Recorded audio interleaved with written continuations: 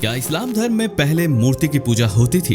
BBC की एक report आपको चौंका कर रख देगी। इसी के साथ इस्लाम धर्म में आखिर हज की इतनी मान्यता क्यों है और हर एक मुस्लिम व्यक्ति रोज नमाज क्यों पढ़ता है और जमजम के कुएं के पानी में ऐसा क्या खास है कि वैज्ञानिक भी चौंक गए। और इस पानी के सामने अगर कोई बिस्मिल्लाह कहता है तो पानी में अलग ही गुण दिखते हैं। आज हम आपको इस्लाम धर्म के बारे में वो सारी विचित्र बातें बताएंगे जिसके बारे में आप नहीं जानते होंगे और इन सारी बातों से आप अनजान हैं। तो इसलिए इस वीडियो के एंड तक जरूर बने रहना। और हाँ, ये इन्फॉर्मेशन हमने सारी गूगल से रिसर्च करके ली है। दोस्तों, अगर आप इस्लाम धर्म के बारे में ज्यादा नहीं जानते हो तो उसके बाद भी आपको ये पता होगा कि वो लोग कभी भी मूर्ति का उपयोग नहीं करते थे, यानी कि वो पूजा करने के लिए या फिर नमाज पढ़ने के लिए मूर्ति का इस्तेमाल नहीं करते हैं, बल्कि मस्जिद में एक मकबरा होता है जिसके सामने वो अपना सर झुकाते हैं। लेकिन शुरुआत से ऐसा बिल्कुल भी नहीं था। और हम पहले ही बता दें कि ये सारी जानकारी हम दावा नहीं कर रहे हैं, बल्कि बीबीसी जैसी बहुत सी बड़ी मीडिया कंपनी ने इस बात के बारे में बताया है। और उसी के साथ और भी कई न्यूज मॉडल्स और हिस्टोरियंस हैं जो कि मानते हैं कि कभी न कभी काबा में मूर्तियां हुआ करती थी।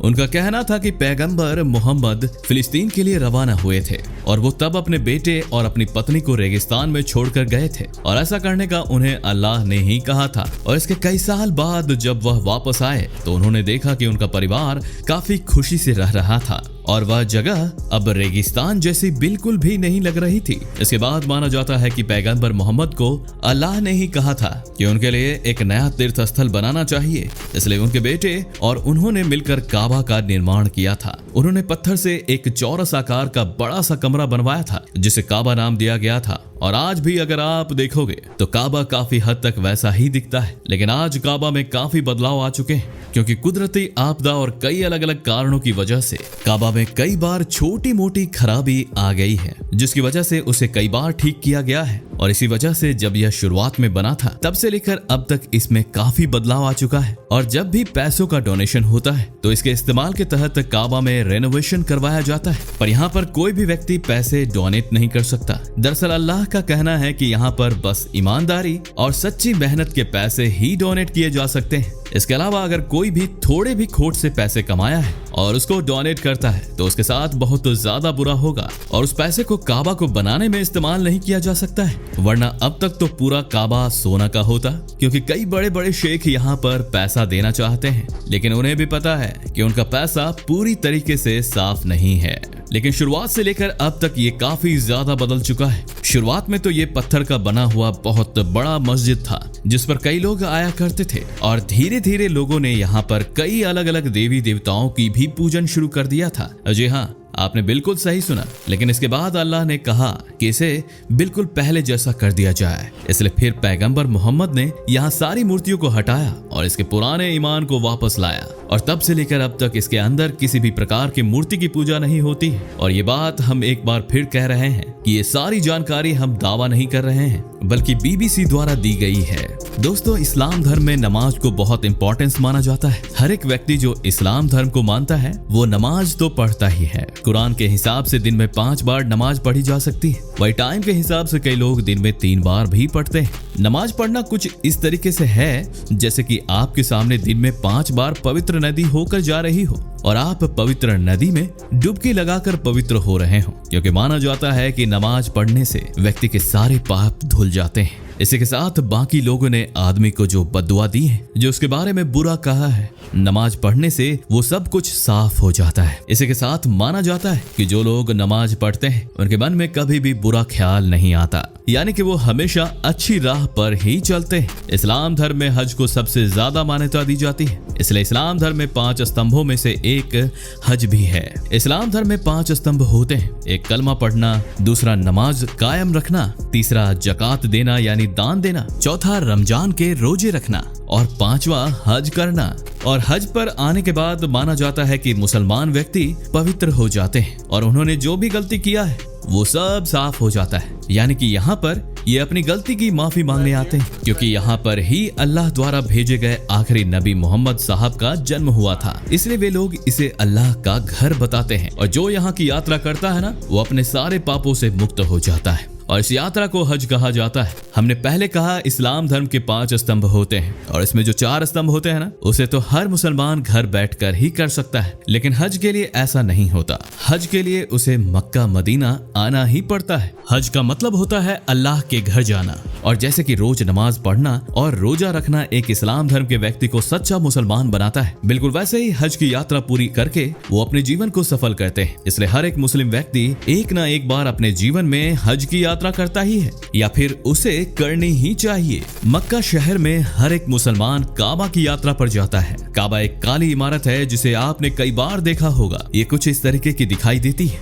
ये बहुत ही ज्यादा सुंदर मस्जिद है और इस काली इमारत के अंदर क्या है ये भी एक अलग ही रहस्य है जो कि अभी तक सुलझा नहीं है। इसी के साथ इसके अंदर किसी भी गैर मुसलमान व्यक्ति का जाना बिल्कुल भी अलाउड नहीं है। यहाँ पर अंदर जाने से पहले कई सारे पेपर की चेकिंग करनी पड़ती है और इसके बाद ही अंदर जाने दिया जाता है, क्योंकि ये मुस्लिम धर्म के लिए बहुत ही ज्यादा पवित्र जगह है और उनका मानना है कि अगर कोई दूसरे धर्म का व्यक्ति यहाँ आता है तो उससे यह अपवित्र हो जाएगी। दोस्तों, जो हज यात्रा होती है वो कभी भी नहीं की जा सकती।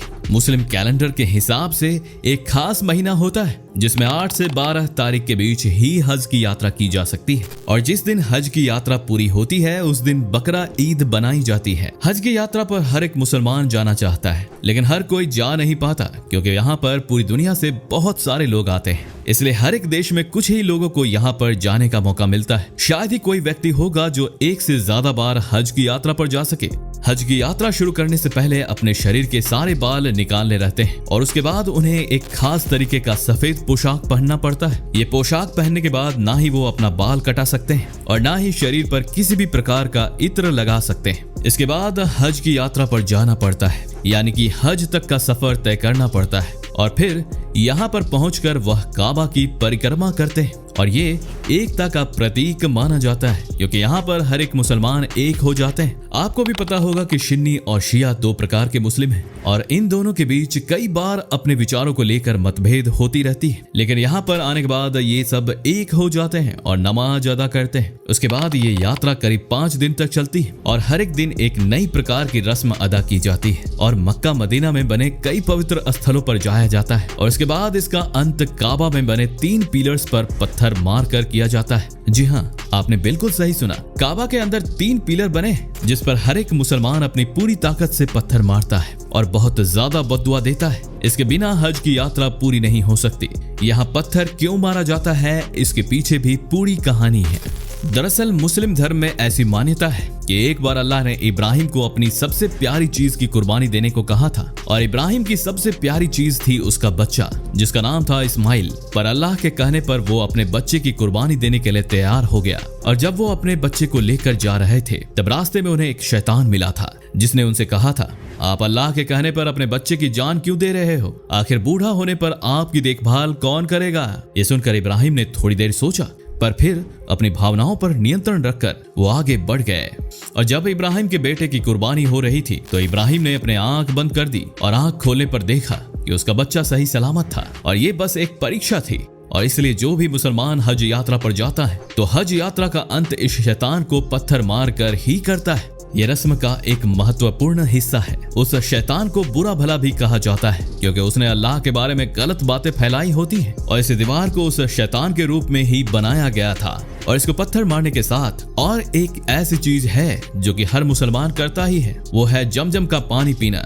ये बहुत ज्यादा पवित्र पानी माना जाता है। इसकी कहानी यह है कि जब मोहम्मद ने अपने बेटे इब्राहिम और अपनी बीवी को रेगिस्तान में छोड़ दिया था अल्लाह के कहने पर, तब इब्राहिम को बहुत ज्यादा प्यास लगी थी और फिर उसने अपने पैर जमीन में मारे थे और वहीं से पानी निकला था और आगे जाकर यहाँ पर ही जमजम के कुएं को बनाया गया है। यहाँ का पानी कभी भी खत्म नहीं होता है। लोग चाहे इससे कितना भी पानी क्यों न निकाल लें, ये कभी खत्म नहीं होता। इसी के साथ यह सऊदी अरेबिया में काफी ज्यादा पानी की कमी को भी पूरा करता है। इस पानी को बेहद चमत्कारी भी माना जाता है, इसलिए कुछ वैज्ञानिकों ने इसके ऊपर रिसर्च भी की थी और एक वैज्ञानिक है जो कि पानी पर रिसर्च करने के एक्सपर्ट हैं। ये जापान के हैं और इनका नाम है मसारू इमोटो और उन्होंने जब पानी की जांच की थी तो उन्होंने कहा था कि इस पानी को माइक्रोस्कोप में नहीं देखा जा सकता है। इस पानी को देखने के लिए इसकी एक बूंद 1000 बूंद आम पानी में मिलानी पड़ती है और इसके बाद ही इसके क्रिस्टल दिखते हैं। उनका कहना है कि जिस पानी में इसकी एक बूंद मिलाई जाती है वो पानी काफी बदल जाता है। उनका मानना है कि इस पानी में बहुत ज्यादा गुण है और यह आम पानी से काफी ज्यादा अलग है। इनका ये भी कहना है कि जब इनके सामने बिस्मिल्लाह कहा जाता है तो पानी में बदलाव होता है। ऐसे पानी का जब क्रिस्टल बनाया जाता है तो सारे क्रिस्टल अलग हो जाते हैं, लेकिन इस पानी के क्रिस्टल बनाने पर सारे एक ही तरह के दिखते हैं। लेकिन वहीं कई लोग इनकी बातों पर विश्वास नहीं करते, क्योंकि इनकी और भी कई थियोरी हैं जो काफी कंट्रोवर्शियल रही हैं। पर यह बात पूरी तरीके से सच है कि जमजम का पानी नॉर्मल बिल्कुल भी नहीं है। इसमें कुछ खास बात तो जरूर है जो कि शारीरिक ताकत बढ़ाता है और शरीर को बहुत ज्यादा गुण देता है। अब आप इसे अल्लाह का चमत्कार कहिए या कुदरत की देन, ये आपके ऊपर है।